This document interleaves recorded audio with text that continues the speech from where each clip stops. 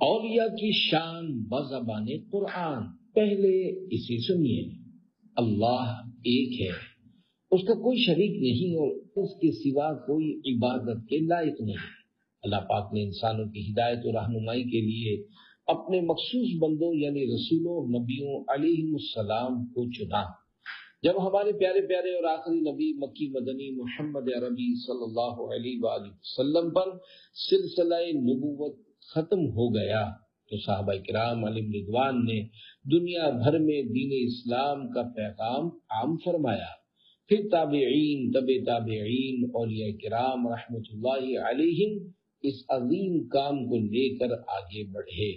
یہی وجہ ہے کہ اکثر بزرگان دین رحمۃ اللہ علیہم کے مزار شریف ان کی جائے ولادت یعنی پیدا ہونے کی جگہ سے بہت دور علاقوں یا ممالک میں ہے. یا اولیاء اللہ دنیا کے کونے کونے میں اسلام کی سربلندی کے لیے ہجرت کر کے گئے اور اپنی زندگیاں راہ خدا میں گزار دی. اللہ پاک نے ہمیں انہی بزرگان دین اولیاء کاملین رحمت اللہ علیہم کی بدولت اسلام کی نعمت اپنے وطن میں آسانی سے نصیب فرمائی. ورنہ جن ممالک میں اولیاء کرام رحمت اللہ علیہم ظاہری طور پر تشریف نہیں لے جا سکے، وہاں آج بھی اسلام اور مسلمانوں کی حالت دیگر گون دیکھی جا سکتی ہے.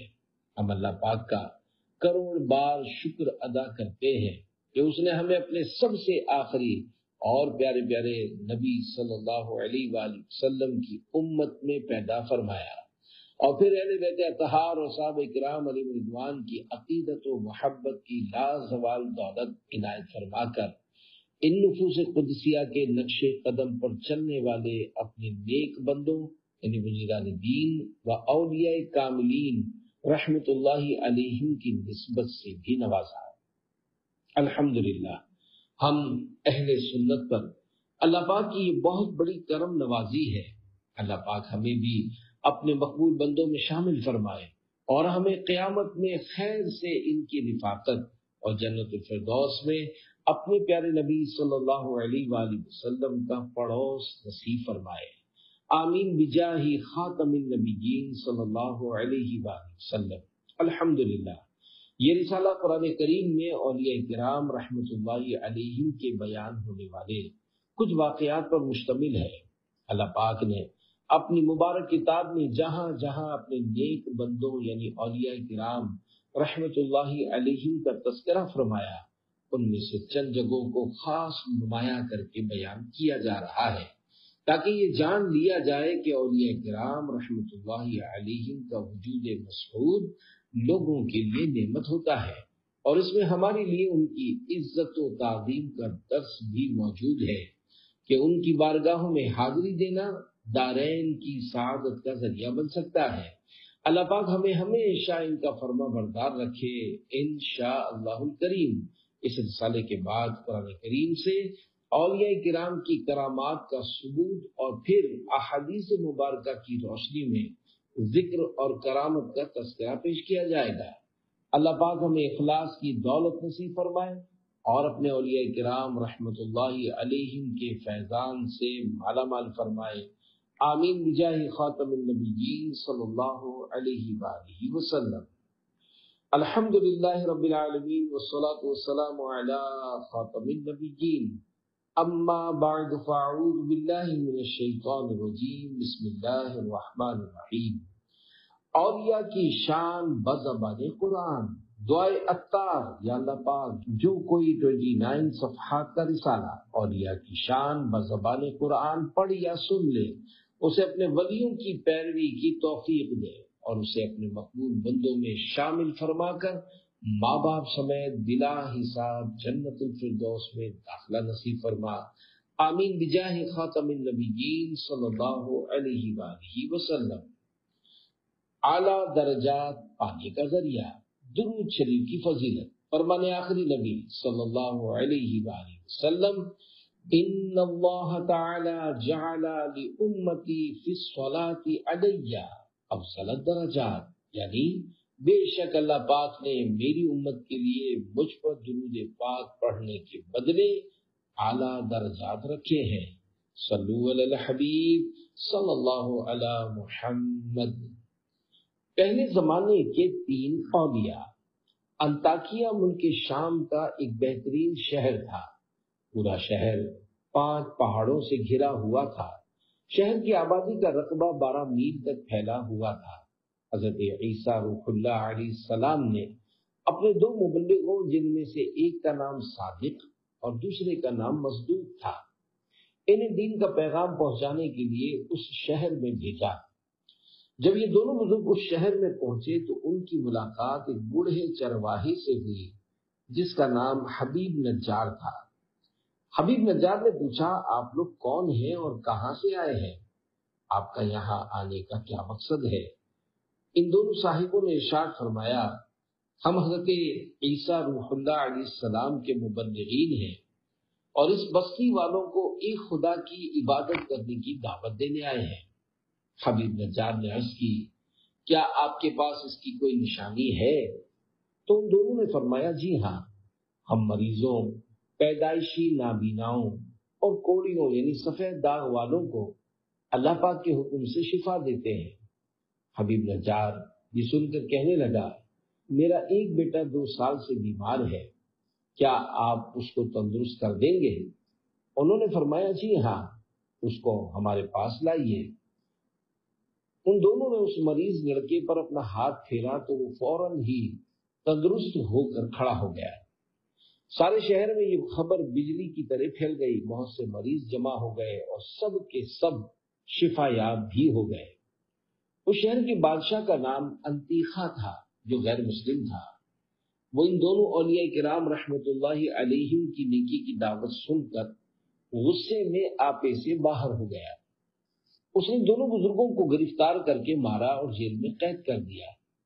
حضرت عیسیٰ روح اللہ علیہ السلام نے اپنے حواریوں یعنی ساتھیوں کے سردار حضرت شمعون رحمت اللہ علیہ کو ان کے پیچھے انطاکیہ بھیجا۔ حضرت شمعون رحمت اللہ علیہ کسی طرح بادشاہ کے پاس پہنچ گئے اور بادشاہ سے فرمایا، جو 2 آدمی قید کیے گئے ہیں کیا ان کی بات سنی گئی تھی کہ وہ کیا کہتے تھے؟ بادشاہ نے کہا، نہیں۔ جب انہوں نے نئے دین کا نام لیا تو مجھے فوراً غصہ آ گیا۔ آپ نے فرمایا، اگر بادشاہ کی اجازت ہو تو انہیں بلایا جائے تاکہ دیکھیں کہ ان کے پاس کیا ہے۔ جب وہ آئے تو حضرت شمعون رحمت اللہ علیہ نے ان سے پوچھا، آپ کو کس نے بھیجا ہے؟ انہوں نے جواب دیا، اس اللہ نے جس نے ہر چیز کو پیدا کیا اور ہر جاندار کو روزی دی اور جس کا کوئی شریک نہیں۔ آپ نے فرمایا، اس کی مختصر صفت بیان کرو۔ انہوں نے کہا، وہ جو چاہتا ہے کرتا ہے۔ آپ نے فرمایا، تمہارے پاس کیا نشانی ہے؟ انہوں نے جواب دیا، جو بادشاہ چاہے۔ تو بادشاہ نے ایک ایسے پیدائشی نابینا کو بلایا جس کے سر میں آنکھیں ہی نہیں تھی۔ حضرت عیسیٰ علیہ السلام کے دونوں اولیاء کرام رحمت اللہ علیہم نے اپنا مبارک ہاتھ پھیرا تو اس کی پیشانی میں آنکھوں کے 2 سوراخ بن گئے۔ پھر انہوں نے مٹی کے 2 گیند بنا کر ان سوراخوں میں رکھ کر دعا کی تو یہ مٹی کے دونوں گیند آنکھیں بن کر روشن ہو گئے اور پیدائشی نابینا انکھیارا بن گیا۔ حضرت شمعون رحمت اللہ علیہ نے فرمایا، اے بادشاہ، تم اس کی عبادت کیوں نہیں کرتے جو ایسی قدرت والا ہے کہ اندھوں کو آنکھیں عطا فرما دیتا ہے؟ یہ سن کر بادشاہ نے ان دونوں بزرگوں سے کہا، کیا تمہارا خدا مردوں کو زندہ کر سکتا ہے؟ اگر وہ مردوں کو زندہ کر سکتا ہے تو ایک مردے کو زندہ کر دے جو میرے ایک کسان کا لڑکا 7 دن پہلے مر گیا ہے، اس کا جسم خراب ہو چکا ہے اور بدبو پھیل رہی ہے، میں نے اس کے والد کے انتظار میں ابھی تک اس کو دفن نہیں کیا۔ بادشاہ ان تینوں اولیاء کرام رحمت اللہ علیہم کو لے کر لڑکے کی لاش کے پاس گیا۔ تینوں بزرگوں نے دعا مانگی تو اللہ پاک کے حکم سے وہ مردہ زندہ ہو کر بلند آواز سے کہنے لگا، میں غیر مسلم تھا، مجھے مرنے کے بعد جہنم کی وادیوں میں داخل کیا گیا، لہذا میں تم لوگوں کو عذاب الہی سے ڈراتے ہوئے اللہ پر ایمان لانے کی دعوت دیتا ہوں۔ اور تم لوگوں کو نصیحت کرتا ہوں کہ خدا کے پیغمبر حضرت عیسیٰ علیہ السلام کا کلمہ پڑھ کر ان تینوں مبلغین کی بات مان کر ان لوگوں کے ساتھ اچھا سلوک کرو، کیونکہ یہ تینوں اصحاب حضرت عیسیٰ علیہ السلام کے حواری اور ان کے مبلغ ہیں۔ یہ منظر دیکھ کر اور مردے کی تقریر سن کر سب لوگ حیران رہ گئے۔ اتنے میں حبیب نجار رحمت اللہ علیہ بھی دوڑتے ہوئے تشریف لائے اور انہوں نے بھی بادشاہ اور سارے شہر والوں کو مبلغین کی تصدیق کے لیے پرزور تقریر کر کے تیار کر دیا، یہاں تک کہ بادشاہ اور اس کے تمام درباریوں نے ایمان قبول کر لیا، مگر چند بد نصیب ایمان نہیں لائے، بلکہ انہوں نے معاذ اللہ حبیب نجار رحمت اللہ علیہ کو شہید کر دیا۔ تو ان بدبختوں پر اللہ پاک کا عذاب آیا۔ قرآن کریم کی مشہور ترین سورت یاسین شریف میں اس واقعے کو یوں بیان کیا گیا ہے۔ پارہ 22 سورہ یاسین آیت 13-14، وَاضْرِبْ لَهُمْ مَثَلًا أَصْحَابَ الْقَرْيَةِ إِذْ جَاءَهَا الْمُرْسَلُونَ إِذْ أَرْسَلْنَا إِلَيْهِمُ اثْنَيْنِ فَكَذَّبُوهُمَا فَعَزَّزْنَا بِثَالِثٍ فَقَالُوا إِنَّا إِلَيْكُمْ مُرْسَلُونَ۔ ترجمہ کنز ایمان۔ اور ان سے مثال بیان کرو اس شہر والوں کی جب ان کے پاس فرستادے آئے، جب ہم نے ان کی طرف دو بھیجے پھر انہوں نے ان کو جھٹلایا تو ہم نے تیسرے سے زور دیا۔ اب ان سب نے کہا کہ بے شک ہم تمہاری طرف بھیجے گئے ہیں۔ چند آیات کے بعد حضرت حبیب نجار رحمت اللہ علیہ کی بات قرآن کریم میں اس طرح بیان کی گئی۔ پارہ 22 سورہ یاسین آیت 20-21، وَجَاءَ مِنْ أَقْصَى الْمَدِينَةِ رَجُلٌ يَسْعَىٰ قَالَ يَا قَوْمِ اتَّبِعُوا الْمُرْسَلِينَ اتَّبِعُوا مَن لَّا يَسْأَلُكُمْ أَجْرًا وَهُم مُّهْتَدُونَ۔ ترجمہ کنز ایمان۔ اور شہر کے پرلے کنارے سے ایک مرد دوڑتا آیا، بولا اے میری قوم، بھیجے ہوں کی پیروی کرو، ایسوں کی پیروی کرو جو تم سے نیک یعنی اجر نہیں مانگتے اور وہ راہ پر ہیں۔ تقریباً 226 سال 226 سال پہلے کے بزرگ حضرت احمد بن محمد مالکی رحمت اللہ علیہ اپنی تفسیر حاشیۃ الصاوی علی الجلالین میں اور دیگر مفسرین کرام نے یہ واقعہ اپنی تفاسیر میں لکھا ہے۔ حضرت عیسیٰ روح اللہ علیہ السلام کے 3 مبلغین جو کہ آپ کی امت کے اولیاء کرام رحمت اللہ علیہ میں سے تھے، ان کی یہ کرامت تھی کہ وہ اللہ پاک کے حکم اور اس کی عطا کی ہوئی طاقت سے پیدائشی نابیناؤں کو آنکھیں، بیماروں کو صحت اور تندرستی دیتے، بلکہ مردوں کو زندہ بھی کر دیا کرتے تھے۔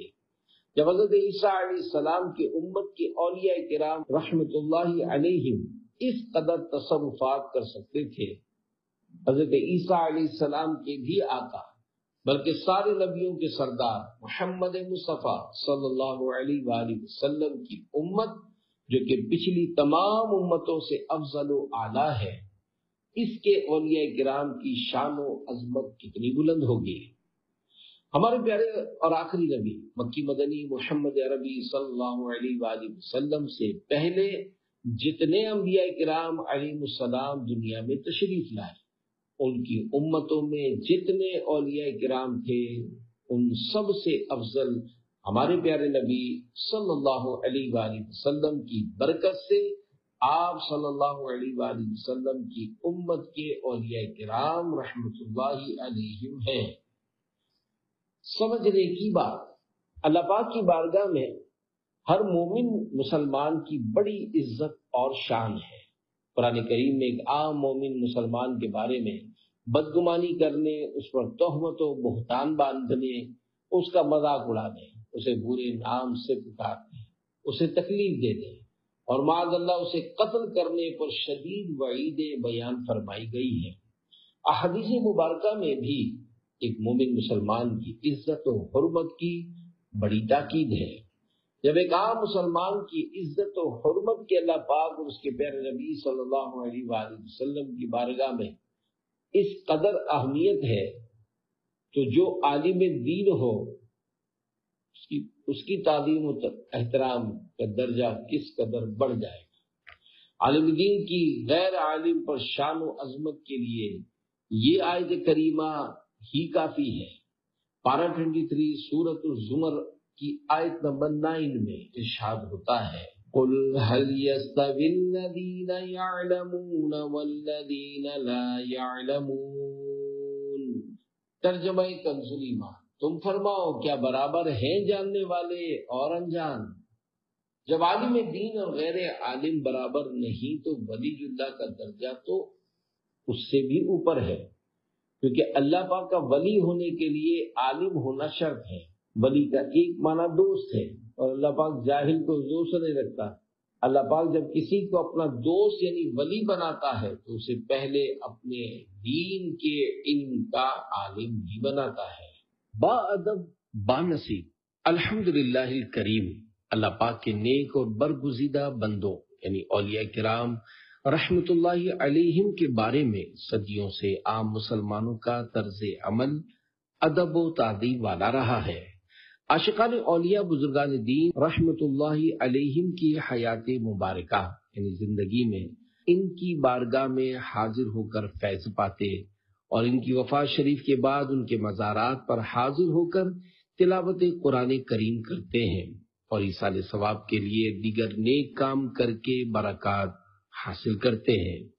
اللہ پاک اپنے ان اولیاء کرام کو دنیا میں اور دنیا سے جانے کے بعد بڑی شان و منزلت سے نوازتا ہے، لوگوں کے دلوں میں ان کی محبت و عقیدت ڈال دیتا ہے کہ سینکڑوں سال گزرنے کے بعد بھی مخلوق خدا ان کے مزارات پر حاضر ہوتی اور ان کے وسیلے سے اللہ پاک کی بارگاہ میں دعائیں کرتی ہے، اور اللہ پاک اپنے ان اولیاء کرام کے صدقے میں ان کی دعائیں قبول فرماتا ہے۔ اللہ پاک کے فضل و کرم سے اس کے مقبول بندے اولیاء کرام رحمت اللہ علیہم دنیا اور آخرت میں اس کے عذاب اور ناراضی سے امان میں ہوتے ہیں۔ پارہ 11 سورہ یونس کی آیت نمبر 62 اور 63 میں ارشاد ہوتا ہے، الا ان اولیاء اللہ لا خوف علیہم ولا هم يحزنون الذین آمنوا وكانوا يتقون۔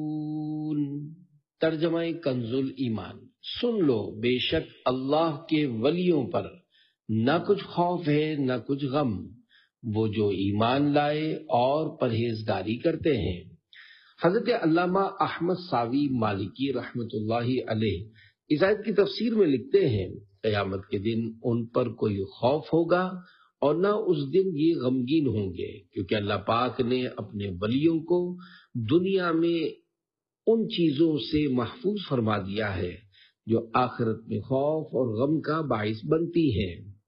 صلو علی الحبیب صلی اللہ علی محمد۔ ولی کا مطلب کیا ہے؟ ولی عربی زبان کا لفظ ہے، اس کی اصل ولاء ہے جس کے معنی نزدیک اور مدد کے ہیں۔ ولی اللہ وہ ہے جو فرائض سے اللہ پاک کی نزدیکی حاصل کرے اور اللہ پاک کی فرما برداری میں مصروف رہے۔ الغرض وہ ہر کام اللہ پاک کی مرضی کے مطابق کرے، وہ اللہ کے ذکر سے نہ تھکے۔ فرمان آخری نبی صلی اللہ علیہ وآلہ وسلم ہے، ولی اللہ وہ ہے جس کو دیکھنے سے اللہ پاک یاد آئے۔ اللہ پاک کے بارے میں درست عقیدہ، اللہ پاک کا ولی ہونا اس کی بارگاہ کا مقرب یعنی مقبول یا پسندیدہ ہونا ہے۔ اللہ پاک جسے اپنے کرم سے چاہتا ہے اس یعنی ولایت کی عظیم الشان نعمت سے نواز دیتا ہے۔ اللہ پاک بعض حضرات کو پیدا ہی ولی صفت پر فرماتا ہے، جسے مادر ذات ولی یعنی پیدائشی ولی کہتے ہیں، جیسے حضرت بی بی مریم رحمت اللہ علیہا مادر ذات ولیہ تھی۔ یاد رکھیے کوئی ولی کتنے ہی بڑے مرتبے کا ہو کسی صحابی کے رتبے کو نہیں پہنچتا۔ اہل سنت کا اس بات پر اتفاق ہے کہ کوئی ولی کسی نبی علیہ السلام سے افضل نہیں ہو سکتا، یہ ضروریات دین سے ہے۔ ایسے ہی کوئی ولی، کوئی غوث، کوئی صدیق بھی کسی نبی سے افضل نہیں ہو سکتا۔ جو ایسا کہے بالاتفاق پکا کافر اور بے دین ہے۔ ولایت کن کو ملتی ہے؟ اللہ پاک جس کو بھی ولی بناتا ہے اپنے فضل و کرم سے ہی بناتا ہے۔ کوئی بندہ بڑی بڑی عبادتیں کر کے اس مقام و مرتبے تک نہیں پہنچ سکتا، البتہ نیک اعمال اللہ پاک کے ولی ہونے کا ذریعہ بن سکتے ہیں۔ قرآن کریم میں ارشاد ہوتا ہے وَالَّذِينَ جَاهَدُوا فِينَا لَنَهْدِيَنَّهُمْ سُبُلَنَا وَإِنَّ اللَّهَ لَمَعَ الْمُحْسِنِينَ۔ پارہ 21 العنکبوت آیت 69۔ ترجمہ کنز الایمان، اور جنہوں نے ہماری راہ میں کوشش کی ضرور ہم انہیں اپنے راستے دکھا دیں گے، اور بے شک اللہ نیکوں کے ساتھ ہے۔ امام اہل سنت اعلی حضرت مولانا شاہ امام احمد رضا خان رحمت اللہ علیہ ارشاد فرماتے ہیں ولایت کسبی نہیں، یعنی کوشش کر کے حاصل نہیں کی جا سکتی، محض عطائی یعنی اللہ پاک کی عطا فرمانے سے ملتی ہے۔ ہاں کوشش اور مجاہدہ کرنے والوں کو اپنی راہ دکھاتے ہیں، جیسا کہ پیچھے آیت مبارکہ میں بیان ہوا۔ تو اپنی ولایت کی خیرات دے دے میرے غوث کا واسطہ یا الہی، صلو علی الحبیب صلی اللہ علی محمد۔ کیا اولیاء کرام سے گناہ نہیں ہو سکتا؟ پیارے پیارے اسلامی بھائیوں، گناہوں سے معصوم ہونا یعنی گناہ ہو ہی نہ سکنا، یہ انبیاء کرام علیہ السلام اور فرشتوں کی خصوصیت ہے۔ اللہ پاک کی رحمت اور اس کے فضل سے اولیاء کرام رحمت اللہ علیہم امان الہی میں ہوتے ہیں، اگرچہ ان سے گناہ ہو سکتے ہیں، یہ گناہوں سے معصوم نہیں، البتہ رحمت الہی سے یہ گناہوں سے محفوظ ہوتے ہیں۔ اللہ پاک قرآن کریم کے پارہ 15 سورہ بنی اسرائیل کی آیت 65 میں ارشاد فرماتا ہے ان عبادی لیس لک علیہم سلطان۔ ترجمہ کنز الایمان، بے شک جو میرے بندے ہیں ان پر تیرا کچھ قابو نہیں۔ قرآن کریم میں اولیاء کرام کا ذکر خیر، اللہ پاک نے قرآن کریم میں پچھلی امتوں کے کئی اولیاء کرام کا ذکر خیر فرمایا ہے، جیسا کہ حضرت عیسیٰ علیہ السلام کے زمانے کے مشہور اولیاء کرام جنہیں اصحاب کہف کہتے ہیں، بلکہ ان کی یاد پر پوری سورت کا نام ہی کہف ہے۔ کہف عربی زبان میں غار کو کہتے ہیں۔ غار میں تقریباً 309 سال تک سونے والے ان اولیاء کرام رحمت اللہ علیہم کی تعداد کے بارے میں مختلف اقوال ہیں، مگر سب سے مضبوط قول 7 افراد ہے۔ 15ویں پارے میں موجود سورۃ الکہف کی آیت نمبر 9 سے آیت نمبر 26 تک اصحاب کہف کا واقعہ بیان کیا گیا ہے۔ قرآن کریم میں جن پچھلی امتوں کے اولیاء کرام کا ذکر خیر آیا ہے، اب ہم ان کا باری باری تذکرہ کرتے ہیں تاکہ آپ جان سکیں کہ اولیاء کرام رحمت اللہ علیہم کا ذکر خیر کرنا کوئی نئی بات نہیں، بلکہ یہ قرآن کریم سے ثابت ہے، اور اللہ پاک نے اپنی اس پاکیزہ کتاب میں جگہ جگہ ان نیک ہستیوں کا ذکر فرمایا ہے، بلکہ ان کے پورے واقعات بیان فرمائے ہیں، اور ان کی یاد پر پوری سورتوں کے نام رکھے گئے ہیں۔ حضرت سفیان بن عیینہ رحمت اللہ علیہ فرماتے ہیں اللہ کے نیک بندوں کے ذکر کے وقت رحمت نازل ہوتی ہے۔ آئیے رحمت الہی سے حصہ پانے کے لیے ان اولیاء کرام کا ذکر خیر کرتے ہیں۔ 309 سال تک آرام فرمانے والے اولیاء کرام، اللہ پاک قرآن کریم میں 15ویں پارے کی سورۃ الکہف کی آیت نمبر 9 میں اصحاب کہف کا ذکر کچھ یوں فرماتا ہے، ام حسبت ان اصحاب الکہف والرقیم کانوا من آیاتنا عجبا۔ ترجمہ کنز ایمان، کیا تمہیں معلوم ہوا کہ پہاڑ کی کھو اور جنگل کے کنارے والے ہماری ایک عجیب نشانی تھے۔ تقریباً 250 سال پہلے کے مفسر قرآن حضرت شیخ سلیمان جمل رحمت اللہ علیہ اپنی تفسیر جمل میں لکھتے ہیں، اصحاب کہف کے نام بڑے بابرکت ہیں، اور اکابر بزرگان دین رحمت اللہ علیہم نے ان کے فوائد بیان کیے ہیں کہ ان کے مبارک نام لکھ کر دروازے پر لگا دیے جائیں تو مکان جلنے سے محفوظ رہتا ہے، مال پر رکھ دیے جائیں تو چوری نہیں ہوتا، کشتی یا جہاز ان کی برکت سے غرق نہیں ہوتا، بھاگا ہوا شخص ان کی برکت سے واپس آ جاتا ہے، کہیں آگ لگی ہو اور یہ نام مبارک کپڑے میں لپیٹ کر ڈال دیے جائیں تو وہ بجھ جاتی ہے، بچے کے رونے، باری کے بخار، درد سر، الصبیان، خاص قسم کے دماغی جھٹکے اور دورے، خشکیوں، طریقے سفر میں، جان و مال کی حفاظت، عقل کی تیزی اور قیدیوں کی آزادی کے لیے یہ نام مبارک لکھ کر تعویذ کی طرح بازو میں باندھے جائیں۔ ان اولیاء کرام رحمت اللہ علیہم کے مکمل واقعے کو ترجمہ کنز العرفان اور تفسیر صراط الجنان سے پڑھیے، انشاء اللہ الکریم اولیاء کرام کی عقیدت و محبت سے ایمان تازہ ہو جائے گا، اللہ پاک کی ان پر رحمت ہو اور ان کے صدقے ہماری بے حساب مغفرت ہو، آمین بجاہ خاتم النبیین صلی اللہ علیہ وآلہ وسلم۔ امت محمدی کے ولی اللہ کی شان، جب حضرت عیسیٰ روح اللہ علیہ السلام کے زمانے کے اولیاء کرام کی یہ شان ہے تو نبی آخر الزمان صلی اللہ علیہ وآلہ وسلم کی امت کے اولیاء کرام کی شان و عظمت کتنی بلند ہوگی۔ اگر کوئی عاشق اولیاء حضور غوث پاک شیخ عبد القادر جیلانی رحمت اللہ علیہ کے مبارک ناموں سے برکت حاصل کرتے ہوئے انہیں یاد کرے یا ان ناموں کا تعویذ بنائے تو اسے کیوں برکتیں نصیب نہ ہوں گی، کیوں نہ اس کے مشکل کام آسان ہوں گے۔ پوری دنیا پر حکومت کرنے والے ولی اللہ، سورۃ الکہف میں ہی اللہ پاک کے ایک اور ولی کا واقعہ بیان کیا گیا ہے جن کا نام مبارک اسکندر اور لقب ذوالقرنین رحمت اللہ علیہ ہے۔ آپ رحمت اللہ علیہ حضرت خضر علیہ السلام کے خالہ زاد بھائی ہیں۔ دنیا میں 4 بڑے بادشاہ ہوئے ہیں، ان میں سے 2 مومن تھے، حضرت سلیمان علیہ السلام اور حضرت ذوالقرنین رحمت اللہ علیہ، اور 2 کافر تھے، نمرود اور بخت نصر، اور 5ویں بڑے بادشاہ حضرت امام مہدی رحمت اللہ علیہ ہوں گے۔ ان کی حکومت تمام روئے زمین پر ہوگی۔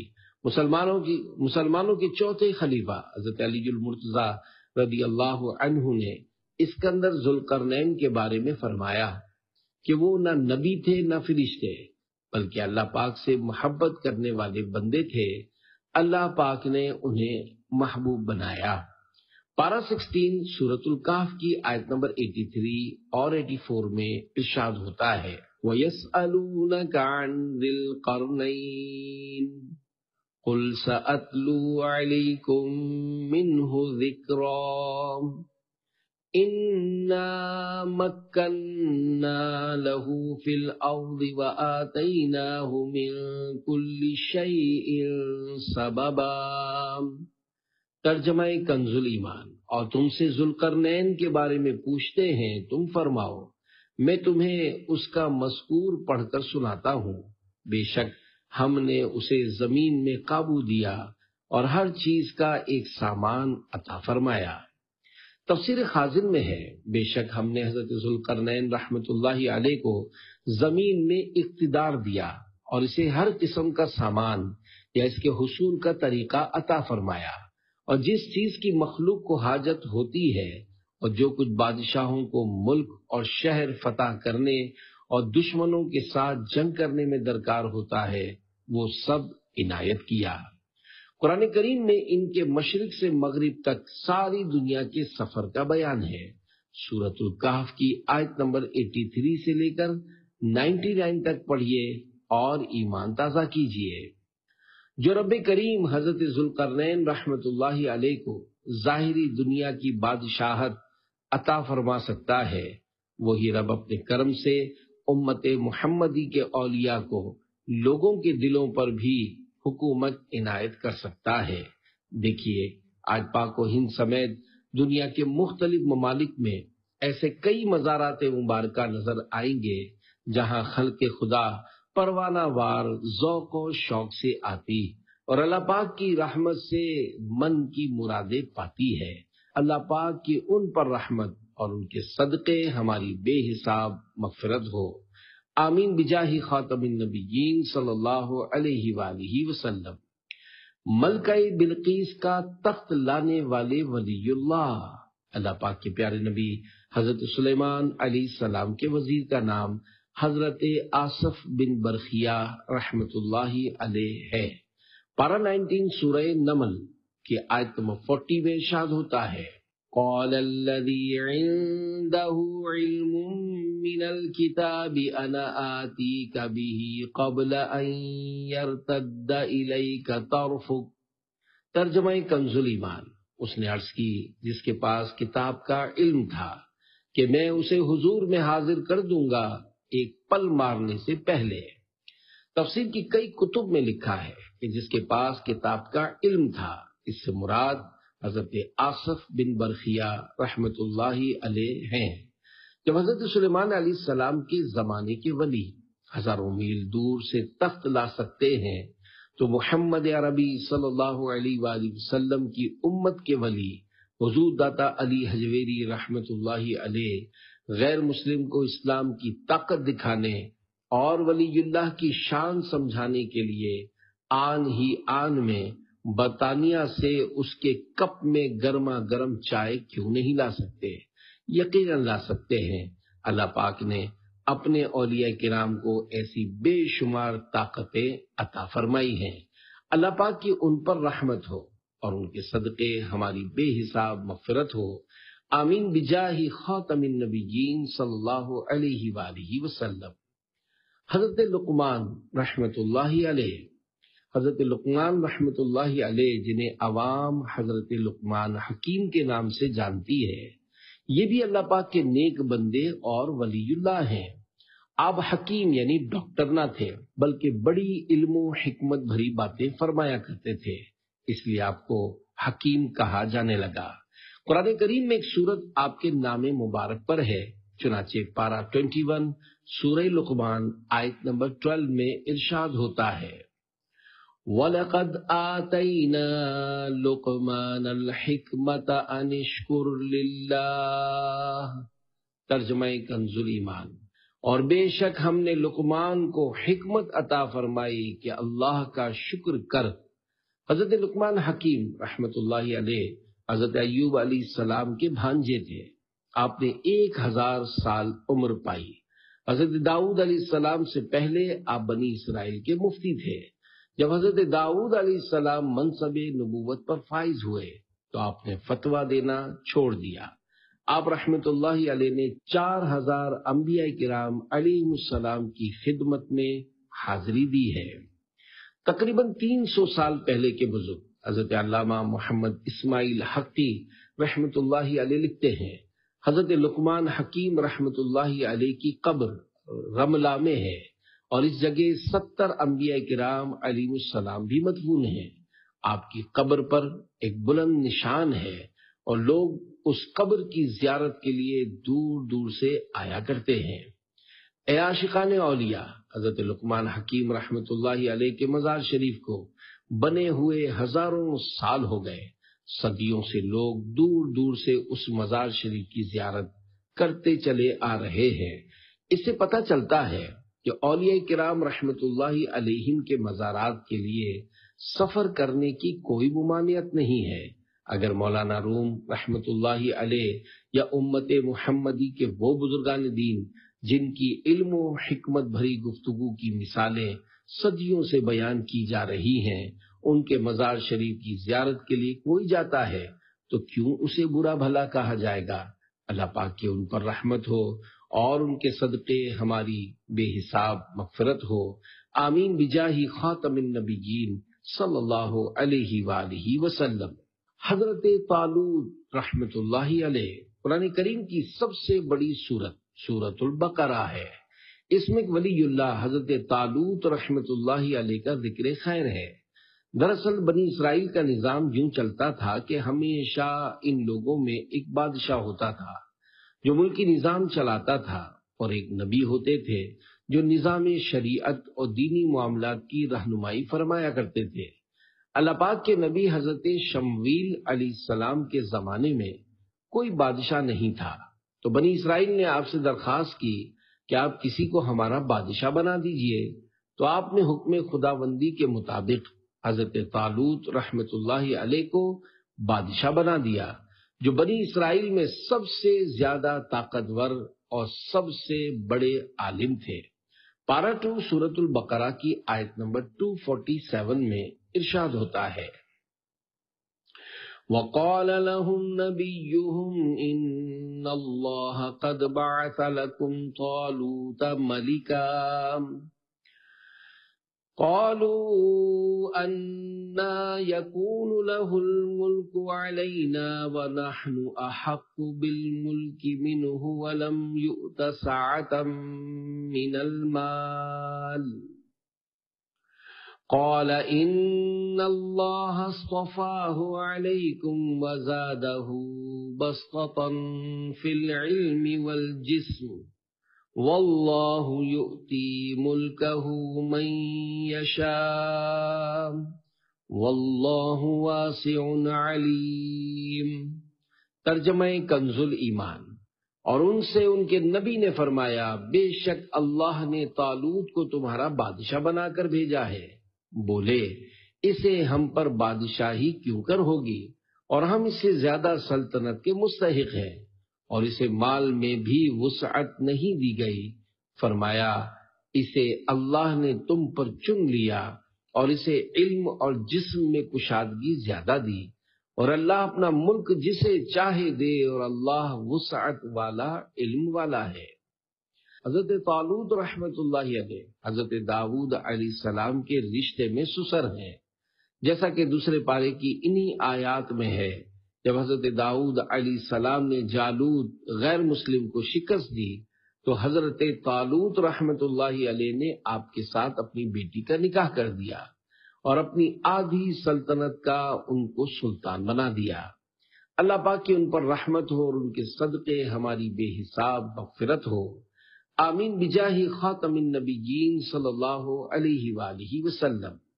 اے عاشقان اولیاء، اللہ پاک جو چاہے کر سکتا ہے۔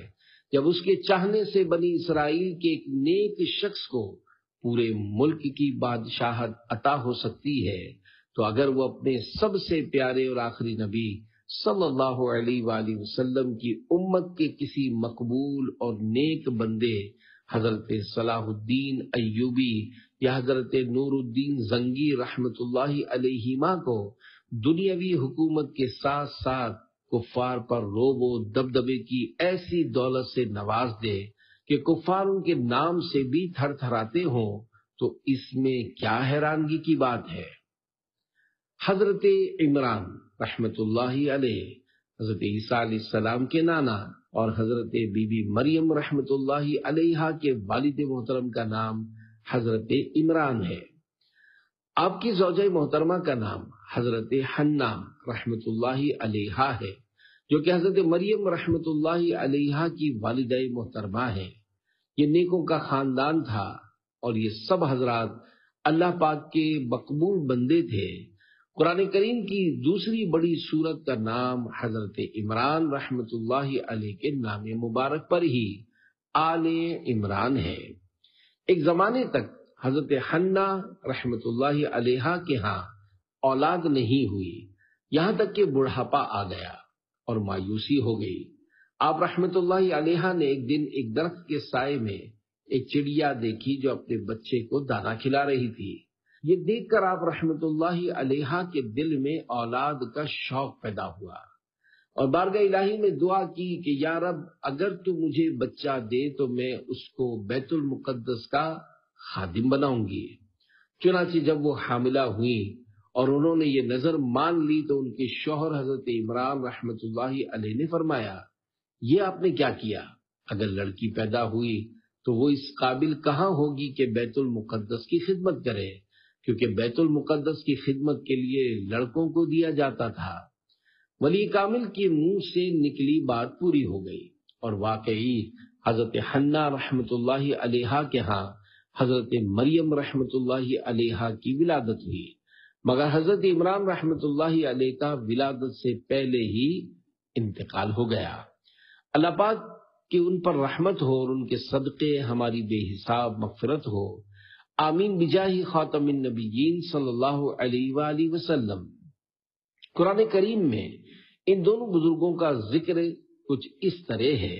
پارہ 3 سورہ آل عمران آیت 35، اذ قالت امرأة عمران رب انی نذرت لك ما فی بطنی محررا فتقبل منی انک انت السمیع العلیم۔ ترجمہ کنز ایمان۔ جب عمران کی بی بی نے عرض کی، اے رب میرے، میں تیرے لیے منت مانتی ہوں جو میرے پیٹ میں ہے کہ خالص تیری ہی خدمت میں رہے، تو مجھ سے قبول کر لے، بے شک تو ہی ہے سنتا جانتا۔ جب حضرت عمران رحمت اللہ علیہ کی نیک سیرت زوجہ حضرت حنا رحمت اللہ علیہ نے نیک کام کے متعلق منت مانگی اور اللہ پاک نے ان کی دعا قبول فرما لی، تو اللہ پاک کے سب سے پیارے اور آخری نبی صلی اللہ علیہ وآلہ وسلم کی امت کے بہت بڑے ولی اللہ حضرت خواجہ غریب نواز معین الدین حسن چشتی اجمیری رحمت اللہ علیہ کے مزار شریف پر کوئی مسلمان نیک جائز تمنا پوری ہونے کی منت مانتا ہے تو اللہ پاک اپنے مقبول بندے اور ولی کے وسیلے سے کیوں قبول نہیں فرمائے گا۔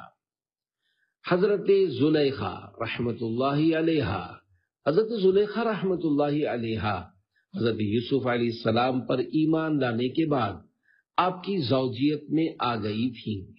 اس وقت آپ ضعیف ہو چکی تھی۔ اللہ پاک نے حضرت یوسف علیہ السلام کی دعا کی برکت سے آپ کو آپ کی جوانی لوٹا دی۔ آپ رحمت اللہ علیہ رات دن عبادت فرمایا کرتی تھی اور اس کے علاوہ آپ کا کوئی کام نہ تھا۔ حضرت یوسف علیہ السلام نے ان کی توجہ اپنی طرف نہ پائی تو فرمایا، زلیخا تو میری محبت میں دیوانی تھی۔ جواب دیا، یہ اس وقت کی بات ہے کہ جب میں آپ کی محبت کی ماہیت سے واقف نہ تھی، اب میں آپ کی محبت کی حقیقت پہچان چکی ہوں۔ اللہ پاک نے حضرت یوسف علیہ السلام کو حضرت زلیخا سے 2 بیٹے عطا فرمائے، ایک کا نام افراسین اور دوسرے کا میشا تھا۔ پارہ 12 سورہ یوسف کی آیت نمبر 51 میں حضرت زلیخا رحمت اللہ علیہ کا اس طرح ذکر کیا گیا ہے۔ قالت امرأة العزیز الآن حصحص الحق انا راودته عن نفسه وانه لمن الصادقین۔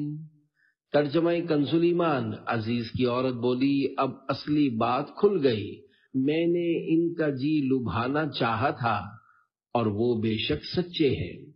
یاد رہے اس آیت میں حضرت زلیخا رحمت اللہ علیہ کی توبہ کا اعلان اللہ پاک نے فرما دیا، لہذا اب حضرت زلیخا کو برے لفظوں سے یاد کرنا حرام ہے، کیونکہ وہ حضرت یوسف علیہ السلام کی مقدس بیوی تھی۔ اللہ پاک کی ان پر رحمت ہو اور ان کے صدقے ہماری بے حساب مغفرت ہو، آمین بجاہ خاتم النبیین صلی اللہ علیہ وآلہ وسلم۔ اے عاشقان اولیاء، جب اللہ پاک حضرت زلیخا رحمت اللہ علیہ کو توبہ کے بعد اتنا عظیم مرتبہ عنایت فرما سکتا ہے تو حضرت یوسف علیہ السلام کے آقا محمد مصطفیٰ صلی اللہ علیہ وآلہ وسلم کی امت میں سے توبہ کرنے والوں کو کیوں ولایت کے تاج سے سرفراز نہیں فرما سکتا؟ حضرت موسیٰ علیہ السلام کے زمانے کے ہزاروں اولیاء کرام اللہ پاک کے حکم سے حضرت موسیٰ علیہ السلام نے جب فرعون کو ایمان لانے کی دعوت دی تو اس بدبخت نے جو خود کو خدا کہلاتا تھا کوئی نشانی مانگی۔ آپ علیہ السلام نے اپنا عصا شریف دکھایا جو بہت بڑا اژدہا بن کر فرعون کو کھانے کے لیے لپکا، تو فرعون معافی مانگنے لگا۔ پھر فرعون کہنے لگا کہ معاذ اللہ، یہ جادو ہے، اگر آپ میرے جادوگروں کو ہرا دیں تو میں ایمان لے آؤں گا۔ چنانچہ حضرت موسیٰ علیہ السلام فرعون کے دیے ہوئے وقت پر ایک میدان میں تشریف لائے جہاں ہزاروں جادوگر اپنے کرتب دکھا رہے تھے اور ان کو دیکھنے کے لیے لاکھوں لوگ جمع تھے۔ جادوگروں نے اپنی لاٹھیوں اور رسیوں کو پھینکا تو ایک دم وہ جادو سے سانپ بن کر پورے میدان میں دوڑنے لگی، لیکن جب حضرت موسیٰ علیہ السلام نے خدا کے حکم سے اپنی مقدس لاٹھی کو زمین پر رکھا تو وہ ایک بہت بڑا اژدہا بن کر جادوگروں کے تمام سانپوں کو کھا گیا۔ جب حضرت موسیٰ علیہ السلام نے اسے اپنے ہاتھ میں لیا تو وہ پہلے کی طرح عصا ہو گیا۔ یہ دیکھ کر جادوگروں کو یقین ہو گیا کہ یہ معجزہ ہے جس سے جادو مقابلہ نہیں کر سکتا۔ یہ معجزہ دیکھ کر تمام جادوگر ہار مانتے ہوئے سجدے میں گر پڑے اور اونچی آواز میں کہا، ہم سب حضرت ہارون اور حضرت موسیٰ علیہ السلام کے رب پر ایمان لائے۔ بدبخت فرعون نے توبہ کرنے کے بجائے ان سب ایمانداروں کو بڑی بے دردی کے ساتھ شہید کر دیا، جو کہ ایک آن میں مومن ہوئے تو دوسرے ہی لمحے نظر نبی سے ولایت کے مقام تک پہنچے تھے۔ اللہ پاک ان کا واقعہ قرآن کریم میں پارہ 16 سورہ طٰہٰ میں یوں ارشاد فرماتا ہے، قالوا یا موسیٰ اما ان تلقی و اما ان نکون اول من القا قال بل القوا فَإِذَا حِبَالُهُمْ وَعِصِيُّهُمْ يُخَيَّلُ إِلَيْهِ مِنْ سِحْرِهِمْ أَنَّهَا تَسْعَى فَأَوْجَسَ فِي نَفْسِهِ خِيفَةً مُوسَى قُلْنَا لَا تَخَفْ إِنَّكَ أَنْتَ الْأَعْلَى وَأَلْقِ مَا فِي يَمِينِكَ تَلْقَفْ مَا صَنَعُوا إِنَّمَا صَنَعُوا كَيْدُ سَاحِرٍ وَلَا يُفْلِحُ السَّاحِرُ حَيْثُ أَتَى فَأُلْقِيَ السَّحَرَةُ سُجَّدًا قَالُوا آمَنَّا بِرَبِّ هَارُونَ وَمُوسَى قال آمنتم له قبل أن آذن لكم إنه لكبيركم الذي علمكم السحر فلأقطعن أيديكم وأرجلكم من خلاف ولأصلبنكم في جذوع النخل وَلَتَعْلَمُنَّ أَيُّنَا أَشَدُّ عَذَابًا وَأَبْقَىٰ قَالُوا لَن نُّؤْثِرَكَ عَلَىٰ مَا جَاءَنَا مِنَ الْبَيِّنَاتِ وَالَّذِي فَطَرَنَا فَاقْضِ مَا أَنتَ قَاضٍ إنما تقضي هذه الحياة الدنيا إنا آمنا بربنا ليغفر لنا خطايانا وما أكرهتنا عليه من السحر والله خير وأبقى۔ ترجمہ کنز الایمان۔ بولے، اے موسیٰ، یا تو تم ڈالو یا ہم پہلے ڈالیں۔ موسیٰ نے کہا، بلکہ تم ہی ڈالو۔ جب ہی ان کی رسیاں اور لاٹھیاں ان کے جادو کے زور سے ان کے خیال میں دوڑتی معلوم ہوئی تو اپنے جی میں موسیٰ نے خوف پایا۔ ہم نے فرمایا، ڈر نہیں، بے شک تو ہی غالب ہے، اور ڈال تو دے جو تیرے دہنے ہاتھ میں ہے، وہ ان کی بناوٹوں کو نگل جائے گا۔ وہ جو بنا کر لائے ہیں وہ تو جادوگر کا فریب ہے، اور جادوگر کا بھلا نہیں ہوتا۔ کہیں آوے تو سب جادوگر سجدے میں گرا لیے گئے، بولے ہم اس پر ایمان لائے جو ہارون اور موسیٰ کا رب ہے۔ فرعون بولا کیا تم اس پر ایمان لائے قبل اس کے کہ میں تمہیں اجازت دوں؟ بے شک وہ تمہارا بڑا ہے جس نے تم سب کو جادو سکھایا، تو مجھے قسم ہے ضرور تمہارے ایک طرف کے ہاتھ اور دوسری طرف کے پاؤں کاٹوں گا، اور تمہیں کھجور کے ڈنڈ یعنی سوکھے تنے پر سولی چڑھاؤں گا، اور ضرور تم جان جاؤ گے کہ ہم میں کس کا عذاب سخت اور دیر پا ہے۔ بولے ہم ہرگز تجھے ترجیح نہ دیں گے ان روشن دلیلوں پر جو ہمارے پاس آئیں، ہمیں اپنے پیدا کرنے والے کی قسم تو کر چک جو تجھے کرنا ہے، تو اس دنیا ہی کی زندگی میں تو کرے گا۔ بے شک ہم اپنے رب پر ایمان لائے کہ وہ ہماری خطائیں بخش دے، اور وہ جو تو نے ہمیں مجبور کیا جادو پر، اور اللہ بہتر ہے اور سب سے زیادہ باقی رہنے والا۔ صحابی ابن صحابی حضرت عبداللہ بن عباس رضی اللہ عنہما فرماتے ہیں وہ دن جس میں حضرت موسیٰ علیہ السلام اور جادوگروں میں مقابلہ ہوا عاشورہ یعنی 10ویں محرم کا تھا۔ حضرت موسیٰ علیہ السلام کا معجزہ دیکھ کر جادوگر اتنی تیزی سے سجدے میں گئے کہ اس سے یوں محسوس ہوا جیسے انہیں پکڑ کر سجدے میں گرا دیا گیا ہو۔ منقول ہے کہ اس سجدے میں انہیں جنت اور دوزخ دکھائی گئی، اور انہوں نے جنت میں اپنی منازل دیکھ لیے۔ باریک نکتہ، مفسرین کرام فرماتے ہیں جادوگروں نے ادب کی وجہ سے مقابلہ پہلے شروع کرنا حضرت موسیٰ علیہ السلام کی رائے مبارک پر چھوڑا، اور اس کی برکت سے آخر کار اللہ پاک نے انہیں ایمان کی دولت سے مشرف فرما دیا۔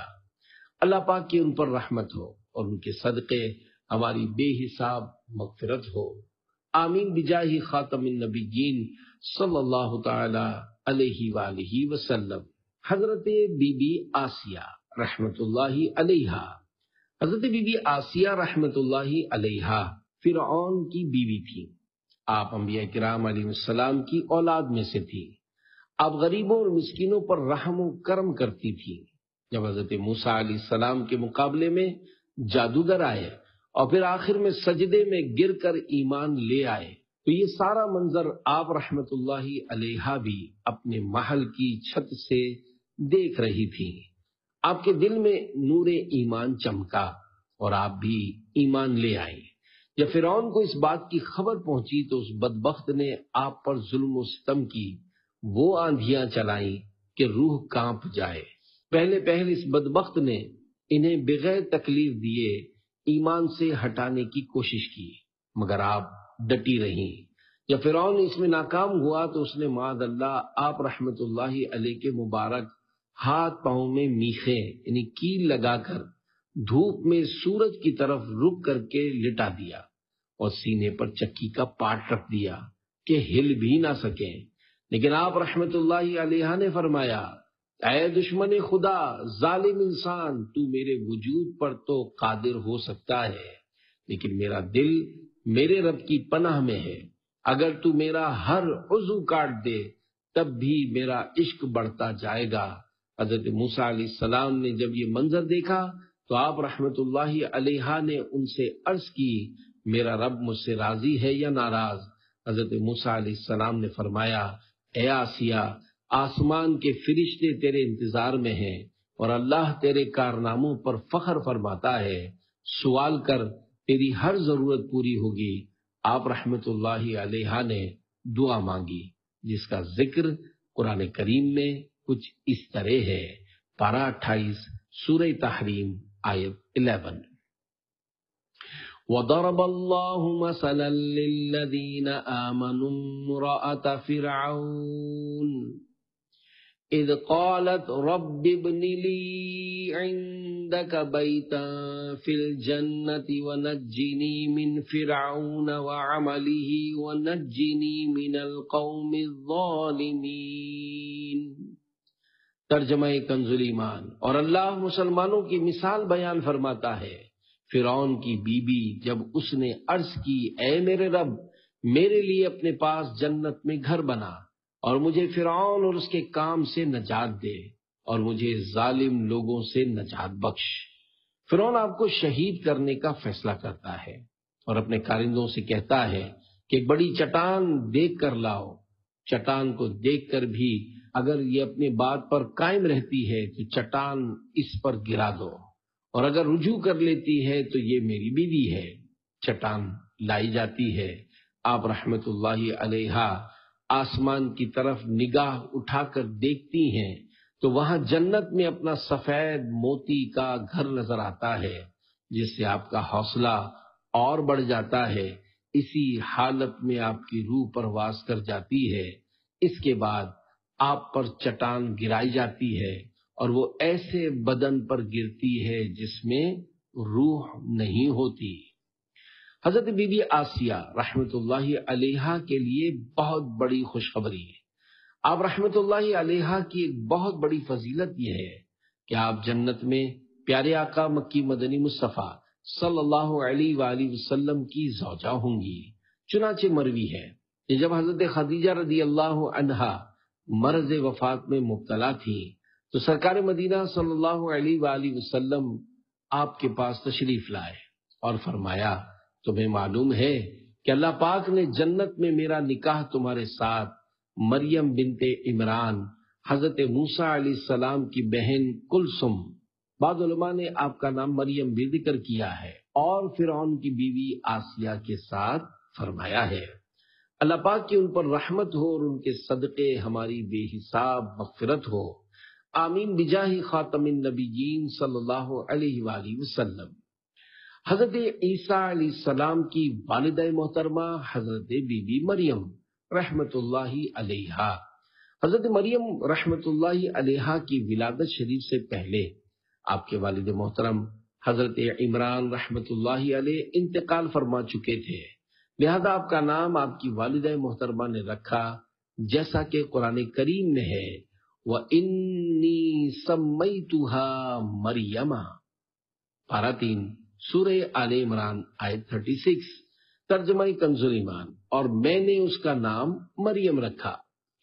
آپ حضرت سلیمان بن داؤد علیہ السلام کی اولاد سے ہیں۔ قرآن کریم میں آپ کی کرامات کا بھی بیان ہے، جو آگے قسط وار رسالے میں آئے گا۔ جو شخص حضرت مریم رحمت اللہ علیہا پر معاذ اللہ زنا کی تہمت لگائے، وہ شخص یقینی قطعی کافر و مرتد ہے کہ ایسا اعتقاد رکھنا صریح قرآنی آیات کے خلاف ہے۔ وَمَرْيَمَ ابْنَتَ عِمْرَانَ الَّتِي أَحْصَنَتْ فَرْجَهَا فَنَفَخْنَا فِيهِ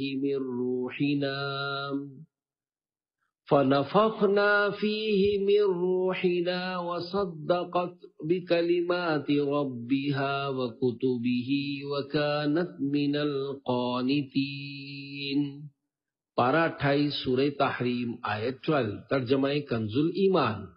اور عمران کی بیٹی مریم جس نے اپنی پارسائی کی حفاظت کی تو ہم نے اس میں اپنی طرف کی روح پھونکی، اور اس نے اپنے رب کی باتوں اور اس کی کتابوں کی تصدیق کی اور فرما برداروں میں ہوئی۔ حضرت موسیٰ علیہ السلام کی والدہ محترمہ اور بہن۔ حضرت موسیٰ علیہ السلام کی والدہ محترمہ بڑی نیک خاتون تھی۔ آپ کا نام مبارک یوحانز تھا اور والد محترم کا نام عمران تھا۔ فرعون نے ایک مرتبہ خواب دیکھا کہ بیت المقدس کی طرف سے ایک آگ نکلی جس نے سارے مصر کو گھیر لیا اور تمام قبطیوں کو جلا ڈالا، مگر بنی اسرائیل کو آگ سے کوئی نقصان نہ پہنچا۔ یہ عجیب و غریب خواب دیکھ کر فرعون پریشان ہو گیا۔ اس نے نجومیوں سے تعبیر معلوم کی تو انہوں نے بتایا کہ بنی اسرائیل میں ایک لڑکا پیدا ہوگا جو تیری بادشاہت ختم ہو جانے کا سبب بنے گا۔ یہ سن کر فرعون نے حکم دیا کہ بنی اسرائیل میں جو بھی لڑکا پیدا ہو اسے قتل کر دیا جائے۔ اس طرح فرعون کے حکم سے 12,000 یا 70,000 لڑکے قتل کر دیے گئے۔ جب حضرت موسیٰ کلیم اللہ پیدا ہوئے تو آپ کی دونوں آنکھوں کے درمیان سے نور کی کرنیں نکل رہی تھیں۔ آپ رحمت اللہ علیہ یعنی حضرت موسیٰ علیہ السلام کی والدہ چند دن حضرت موسیٰ علیہ السلام کو دودھ پلاتی رہی۔ اس عرصے میں نہ آپ علیہ السلام روتے، نہ ان کی گود میں کوئی حرکت کرتے تھے، اور آپ کی بہن کے سوا اور کسی کو آپ علیہ السلام کی ولادت کی اطلاع نہ تھی۔ جب آپ کو فرعون کی طرف سے اندیشہ ہوا، حضرت موسیٰ علیہ السلام کو ایک صندوق میں رکھ کر، جو خاص طور پر اس مقصد کے لیے بنایا گیا تھا، رات کے وقت دریائے نیل میں بہا دیا۔ اللہ پاک کی اس نیک بندی ولیہ کا ذکر قرآن کریم میں کچھ اس طرح ہے، وَأَوْحَيْنَا إِلَىٰ أُمِّ مُوسَىٰ أَنْ أَرْضِعِيهِ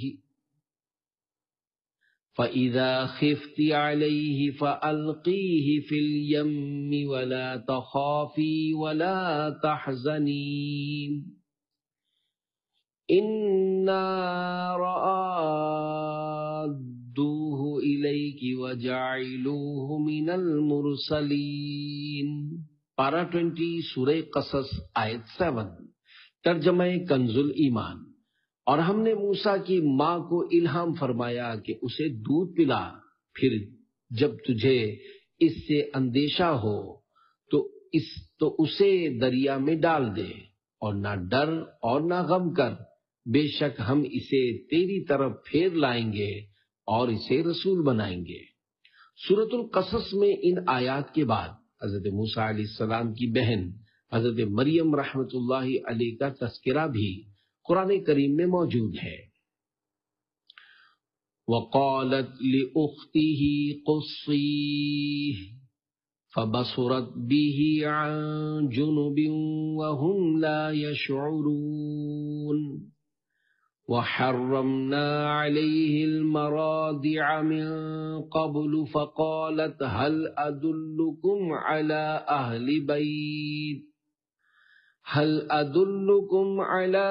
أهل بيت يكفلونه لكم وهم له ناصحون فرددناه إلى أمه كي تقر عينها ولا تحزن ولتعلم أن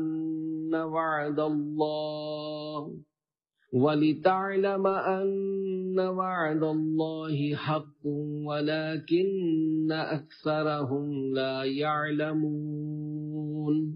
پارہ 20 سورہ قصص آیت 11 to 13۔